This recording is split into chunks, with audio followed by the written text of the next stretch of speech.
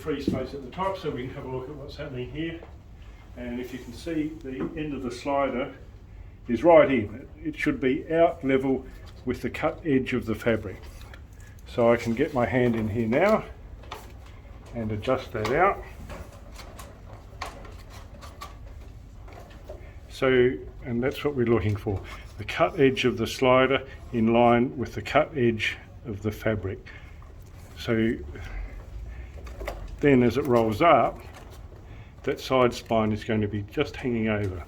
So we'll do that on both sides. And again, this one is right in.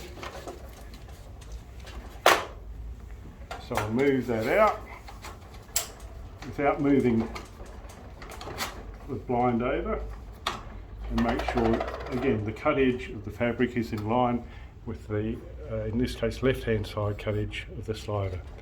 I'm just going to check quickly that I didn't drag the fabric over when I pulled it.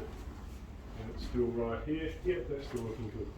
So now we'll take it up, and all going well, the bottom bar should go nice and level.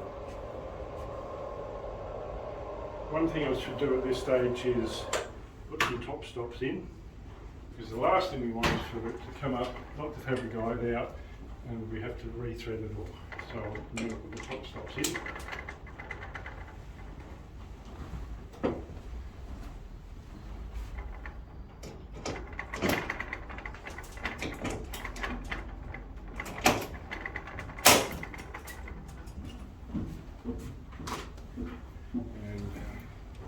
As you would know, those slightly longer rivets are used for the top stop.